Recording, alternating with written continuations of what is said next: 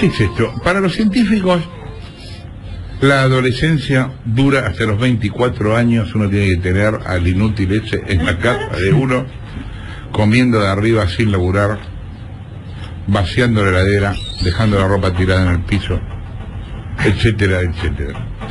Se extiende 5 años más que antes, según un editorial reciente de la revista Lancet Child and Adolescent Health. Adolfo García es director científico del Laboratorio de Psicología Experimental y Neurociencias, investigador del CONICET, y está en línea de teléfono. ¿Qué tal, García? La Nata le habla, ¿cómo va? Hola, ¿qué tal? Buen día, un gusto instalar esta... Gracias, también para nosotros. Cuéntenos, ¿por qué se estiró tanto la adolescencia? ¿Qué es lo que cambió en los últimos 10 o 20 años? Bien, lo primero que me gustaría decir es que este artículo que hacías referencia, Jorge, se trata de un artículo de punto de vista. Dentro del mundo de la publicación científica hay distintos tipos de comunicaciones, ¿no? Algunas son experimentos de donde surgen resultados de primera mano, otros son revisiones y otros son artículos en donde los investigadores ponen sobre la mesa una opinión, una perspectiva. Está bien, eso es como lo que sería una columna en un diario. Exacto, me parece importante decirlo, ¿no? Para no crear la falsa idea de que ha habido algún descubrimiento a nivel biológico. Está bien, es importante, ¿no? Sí, claro. Bien, bueno, dicho eso, los autores tienen buenos argumentos para proponer esto. La definición, digamos, canónicamente la idea de adolescencia es aquel periodo de la vida que se extiende desde el final de la niñez hasta el comienzo de la adolescencia, de la adultez. Y la definición clásica que se ha manejado hasta ahora es una definición que tiene ya varios años, de los más o menos 1960, estamos hablando de una definición caduca, porque ciertamente en los últimos 50, 60 años ha habido muchos cambios, ¿no? A nivel social y a nivel evolutivo, podríamos decir también. Aquí lo que están proponiendo es que la definición que se venía manejando hasta ahora, por la cual la adolescencia se extendería hasta los 19, 20 años, tiene que reverse. Los autores proponen extenderla hasta los 24 años a la luz de distintos cambios que se dan. Los componentes de la definición de adolescencia son multidimensionales, digamos, tienen que ver con cuestiones biológicas, con cuestiones genéticas, pero sobre todo sociales y culturales. Entonces, en esa definición clásica se ponía, por ejemplo, mucho énfasis en las edades en las cuales las personas entraban en pareja. De hecho, muchas definiciones clásicas hablan del matrimonio como coordenada para establecer el fin de la adolescencia, y también cuando se ingresa en el mundo de la paternidad. Distintos datos demográficos indican que en distintas partes del mundo, a lo largo de los continentes, los momentos de la vida en los cuales las personas ingresan en la paternidad se han extendido mucho, a razón de 3, 4 o 5 años, más tardíamente en promedio, en comparación con lo que sucedía a mediados del siglo XX, y así también... Perdóname, ¿tenés idea de la Argentina cuál es el promedio de edad de ingreso a la paternidad? No hay datos recientes de la Argentina, pero para que te des una idea, por ejemplo, en países del primer mundo, en Estados Unidos, por ejemplo, en los últimos 20 años ha aumentado en promedio unos 4 o 5 años. En China, desde comienzos del siglo XXI hasta 2010, que son los últimos datos que se conocen, aumentó 2 años y medio. Y así se da lo mismo en distintas capitales. Ahora, ¿en edades de qué edades estamos hablando? ¿De 23, 24, así? Sí. Okay, aproximadamente se están registrando esas edades, sí. Doctor, Martín Tetas lo saluda, buen día. ¿Qué tal, Martín? Bien, desde el punto de vista neurocientífico, las áreas del cerebro que aparentemente están involucradas en el control del impulso, en la planificación de largo plazo, como la corteza prefrontal dorsolateral, ese tipo ¿Qué sabemos sobre eso? ¿Puede ser que eso sí tenga que ver con una maduración más tardía de lo que se creía antes? Ciertamente, a partir de los 10 años, y con un pico que se da más o menos entre los 14 y los 15, y sostenidamente luego hasta los 20 años, se ve, por ejemplo, un cambio estructural muy fuerte en el cerebro, es el aumento del volumen de la corteza prefrontal, incluidas las partes que vos mencionabas, Martín, pero también otras.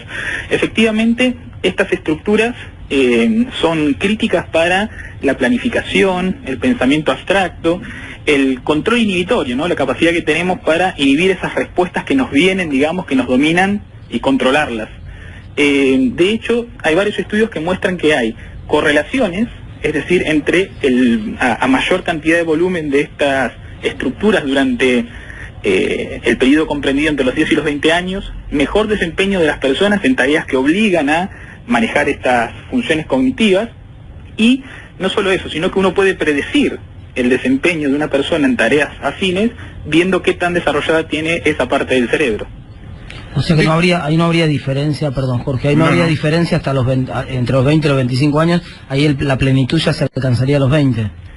Se alcanza el pico madurativo a los 20, y hay distintos estudios que ponen a partir de ese momento no es que ni siquiera hay una meseta, se advierte ya se alcanza el pico y comienza un proceso de lento, vamos a decir, deterioro, ¿sí? Se va reduciendo el volumen de esa estructura, primero de modo muy lento, pero sostenidamente, y luego con picos de disminución del volumen a partir de la tercera edad, ¿no? ¿De qué manera, a ver si se puede plantear así esta pregunta, de qué manera el entorno influye promoviendo o deteniendo la maduración personal? Pregunto esto porque, a ver, te digo en lenguaje corriente lo que me estoy imaginando con la pregunta. Si vos a un chico de 24 lo criás como un chico de 18, el chico ¿va a comportarse como uno de 18 o ya creció y por más que lo críes como lo críe da lo mismo? Claro, ciertamente, digamos, los componentes biológicos de la maduración van de la mano con los determinantes culturales, sociales del entorno, ¿sí? No hay una relación unidireccional acá en la que una cosa lleve la batuta y le diga al otro componente cómo tiene que ser, ¿no? Dicho eso, para dar algunos ejemplos, ciertamente lo que va sucediendo en el entorno y en la crianza modifica la forma en que el cerebro se organiza y funciona. Hay estudios muy famosos o infames, diría yo, como experiencias que se hicieron en Rumania, donde como parte de un régimen político dictatorial se criaba a chicos en instituciones en las que estaban tremendamente privados de contacto afectivo, de relaciones filiales y demás, y luego se los evaluó en su juventud para ver cuáles eran su desempeño en tareas cognitivas y sus marcadores cerebrales. Dicho toscamente, lo que se advirtió es que esa privación temprana tenía una consecuencia tremendamente negativa.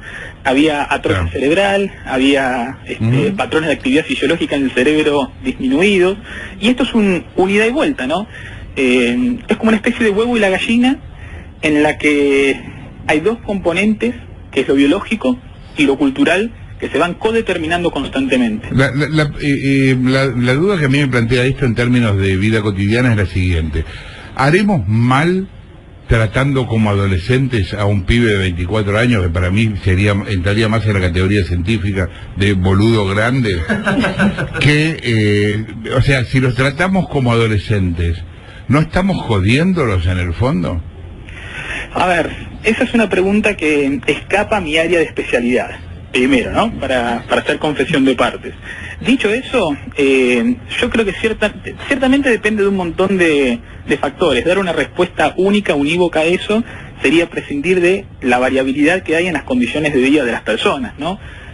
Distinto es tener 24 años en un entorno de clase media, donde tu principal preocupación es completar tu carrera universitaria, digamos, o una situación en la que te encontrás a los 24 años con ya 8 o 10 años de trabajo informal a tus espaldas, ¿no? Lo único que yo me animaría a decir en este sentido es que la respuesta a esa pregunta nunca va a poder ser...